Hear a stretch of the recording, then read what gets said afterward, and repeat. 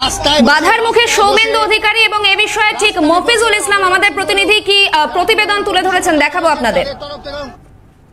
যখন গাড়ি অর্জুননগর রিজন মাধ্যমিক বিদ্যালয় যে ভোট কেন্দ্র, সেখানে 5টি বুথ রয়েছে। সেই ভোট কেন্দ্রে যখন বিজেপি প্রার্থী সৌমেন্দু অধিকারী আসেন, তখন তাকে ঘিরে তারা কিন্তু কার্যত বিক্ষোভ দেখান যে তিনি নাকি ভোট কেন্দ্রে কেন কেন আমার অর্জুননগর উত্তর বুথ, এখানে বুথ, ওইখানে কি করছিলেন? বুথের লাইন ছেড়ে আমরা এখানে ভেজাল হয়েছে বলে ঠান্ডায় গিয়ে দাঁড়িয়ে আছি। তো আপনি প্রার্থীকে কি বলছিলেন? আমি বলি বুথের ভিতরে ঢুকবে কেন? প্রার্থীকে বুথে যেতে পারে না? কেন যাবে? এখানে ঝামেলা আছে নাকি? বুথে তো যেতে পারে প্রার্থী। এভাবে বুথে বুথে যখন প্রার্থী ঘুরছিলেন, ঠিক সেই সময় তাকে কিন্তু এইখানে বাধা দেওয়া হয়। এই এলাকার যারা এই গাছের নিচে জটলা পাকিয়েছিল, তারা কোনো ভোটের লাইনে দাঁড়িয়েছিলেন না এবং তাকে কিন্তু বুথে যেতে বাধা দেওয়া হয় এবং তার অভিযোগ তাকে হুমকিও দেওয়া হচ্ছিল।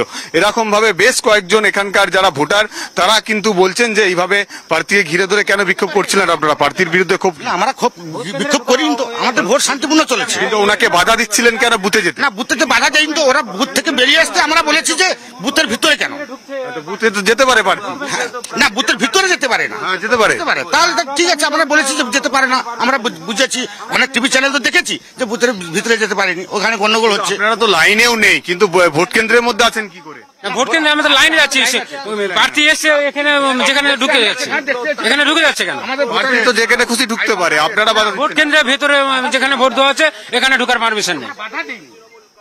এই ধরনের তারা ভোটের লাইনে না দাঁড়িয়ে থেকেই কিন্তু এখানে যে বিজেপি প্রার্থী এসেছিলেন তাকে কিন্তু এইভাবেই তারা বাধা দিচ্ছিলেন এবং তাদের বক্তব্য যে বিজেপি প্রার্থী কেন এখানে বুথের মধ্যে ঢুকবে, এই দাবি তুলে তারা কিন্তু কার্যত এখানে তাকে ঘিরে ধরে বিক্ষোভ করেন এবং একটার পর একটা বুথে এখন বিজেপি প্রার্থী তিনি যাচ্ছেন এবং সেই সমস্ত বুথে তিনি কিন্তু ঘুরে দেখছেন এবং তার এই বুথের পরিদর্শনকে ঘিরেই এখানকার কয়েকজন ভোটার তারা নিজেদেরকে নিয়ে এখানকার ভোটার হিসেবে দাবি করছেন এবং তাকে ঘিরে ধরে বিক্ষোভ দেখান এবং তার বুথে যাওয়া নিয়ে তারা কিন্তু আপত্তি। অন্যদিকে এ বিষয়ে প্রার্থী সৌমেন্দু অধিকারী তিনি ঠিক কি জানিয়েছেন শোনাই। হুমকি তো আপনাদের সামনে দেওয়া হলো। এরা কারা এদেরকে জিজ্ঞেস করে জানতে হবে না। এখন গিয়ে লাইনে দাঁড়িয়েছে, ভোটার লাইনে না দাঁড়িয়ে গাছ। আর এখানে সাফিসিয়েন্ট ফোর্স নেই, মানে যারা লাইন ম্যানেজমেন্টের জন্য যে ফোর্স থাকার কথা সেই ফোর্স নেই। সেন্ট্রাল ফোর্স যেটা আছে ইনঅ্যাডিকুয়েট, মানে ওনারা ভেতরটাই বুথ ম্যানেজমেন্ট করতেই ওনারা সমস্যায় পড়ছেন। যারা লাইনে না দাঁড়িয়ে যারা আপনাকে বাধা দিচ্ছেন তাদের মধ্যে একজন নিজের পরিচয় দিলেন তৃণমূল কংগ্রেসের এজেন্ট, বাইরে কি করছে জিজ্ঞেস করুন।